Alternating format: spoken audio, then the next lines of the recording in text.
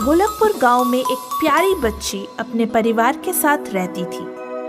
वो बहुत ही सुंदर और सुशील थी। घर वाले ही नहीं, पूरे गांव वाले उसे प्यार से मुन्नी कहते थे। एक दिन की बात है, ठंडे ठंडे पानी से नहाकर आई मुन्नी घर के आंगन में खुले बाल लिए लेटी अपने बाल सूखने का इंतजार कर रही थी। लेटे लेटे उसे झपकी आ गई। तभी वहां एक नागिन का बच्चा टहलते हुए आया और उसके खुले हुए फैले बालों में घुस गया। उसके गीले बालों में उसे इतनी ठंडक मिली कि उसे भी नींद आ गई। कुछ देर बाद मुन्नी की माँ ने आकर मुन्नी को उठाया। मुन्नी, ए मुन्नी, उठ, खुले बाल लेकर पड़ी है, ला छोटी कर दूं। मुन्नी चल ना, कितनी देर से हम तेरी राह देख रहे थे। क्यों भूल गई? आज हमारे गुड्डा गुड्डी की शादी है। अरे हाँ, चल चल। अरे नाश्ता तो कर जा। मैं गुड्डा गुड्डी की शादी में खा लूंगी। उसके बाद मुन्नी अपनी सहेली और एक दो और दोस्तों के साथ गुड्डा गुड्डी की शादी का खेल खेलने लगी। खेल खेलते हुए शादी में 7 फेरों की बात आते ही वो अपनी गुड्डी को उठाकर 7 फेरे लेने लगी। उसके साथ साथ उसके बालों में बंधे सांप के बच्चे के भी 7 फेरे हो गए। चलो, गुड्डा गुड्डी का विवाह संपन्न हुआ। आज से ये दोनों पति पत्नी हुए। मुन्नी, अब तुम अपनी गुड्डी कमला को दे दो। क्यों? अरे क्योंकि शादी हो गई है। अब शादी के बाद लड़की अपना घर छोड़कर पति के घर जाती है। आज से पति ही उसका सब कुछ है। ऐसा क्यों? पति ही सब कुछ है, मैं क्यों नहीं? मुझे तो इतना ही पता है, बाकी बातें जाकर अपनी माँ से पूछो। मुन्नी जब घर पहुंची तो उसके पूछने पर माँ ने उसे बताया, पति क्या होता है? पति वो होता है जिसके साथ हम 7 फेरे लेते हैं। 7 फेरे लेने के बाद पत्नी का पूरी तरह ख्याल रखना, उसे जरा भी नुकसान न पहुंचने देना पति की जिम्मेदारी होती है।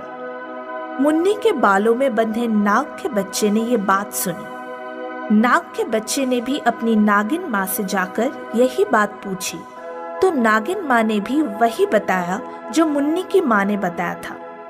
तब नाग के बच्चे के दिमाग में ये बात बैठ गई।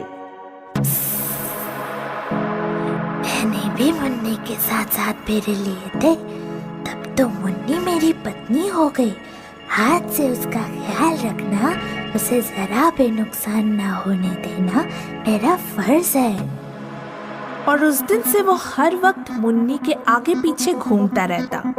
मुन्नी जहाँ भी जाती वो उसके पीछे पीछे पहुँच जाता, और अगर कोई उसे नुकसान पहुँचाने की कोशिश करता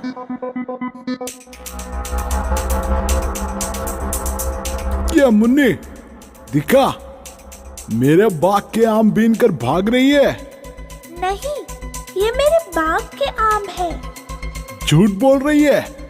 नहीं, ये सच कह रही है। ये इसी के बैग के आम है। चुप रह, तुझे जाना है तो जा। मुन्नी को तो तभी जाने दूंगा जब ये मुझे आधे आम देकर जाएगी। नहीं, मैं नहीं दूंगी। अरे दे, कैसे नहीं देगी?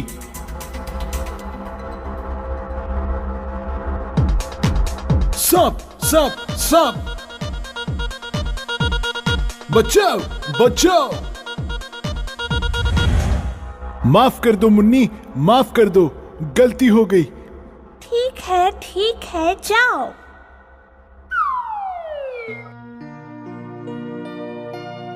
अरे देखा तूने, इस सांप ने कैसे तेरी रक्षा की? तेरा दोस्त है क्या? मेरा दोस्त कैसे हो सकता है? बाय चांस ही आ गया होगा।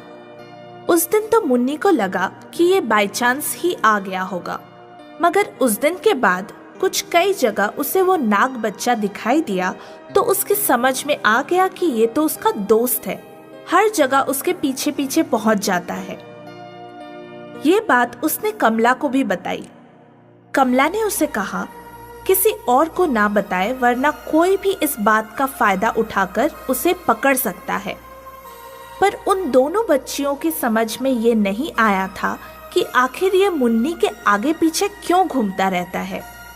नाग बच्चा जब जब उनके ये सवाल सुनता, फुफकार कर कहना चाहता कि वो उसके आगे पीछे क्यों घूमता है, क्योंकि वो उसका पति है। मगर ना मुन्नी की समझ में कुछ आता, ना नाग बच्चा उन्हें समझा पाता। खैर, ये बात उनके बचपने में तो छिपी रह गई, मगर मुसीबत तब हुई जब मुन्नी ने जवानी में कदम रखा और एक दिन उसकी शादी के लिए कुछ लोग उसे देखने आए। वाह, लड़की तो बहुत सुंदर है, हमें ये रिश्ता मंजूर है। शर्मा क्यों रही हो? अब तो हमेशा के लिए तुम्हें मेरे घर आ जाना है। अब ये बात चारों तरफ फैल जाती है कि मुन्नी के पीछे कोई नाग लगा है। बचपन में उससे आम छीनने वाला टपोरी लड़का, उसकी सहेली कमला और फिर शादी के दिन देखने आए लड़के का परिवार, खुद मुन्नी का परिवार भी इस बात का साक्षी हो जाता है कि नाग ने उनमें से किसी को भी कुछ नहीं किया, सिर्फ लड़के की फैमिली के पीछे भागा और उन्हें गांव की सरहद के बाहर तक खदेड़ के आया। अगर ऐसा ही रहा तो मुन्नी की कभी शादी नहीं होगी। उसके बाद भी जब कई बार उन्हें मुन्नी के पीछे नाग के होने का एहसास हुआ, तो मुन्नी के माँ बाप ने नाग से छुटकारा पाने के लिए एक सपेरे को बुलाया।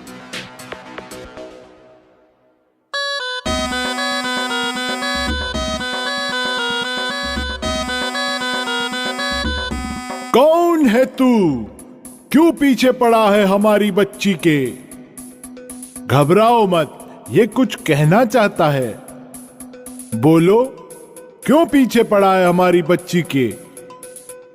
पति? तू किसका पति है? कैसे? ये शादी नहीं, बच्चों का खेल था। तू जबरदस्ती 7 फेरे ले लेगा तो ये शादी नहीं कहलाएगी। चुपचाप चला जा यहां से। तू ऐसे नहीं छोड़ेगा हमारी बच्ची को।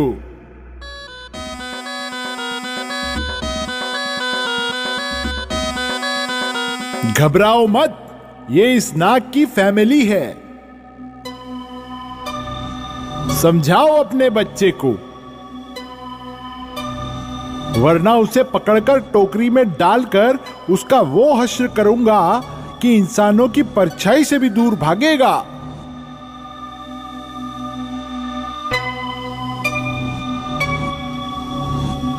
Bye bye.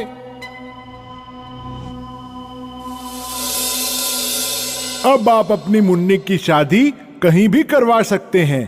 अब ये नाग इसके पीछे कभी नहीं आएगा।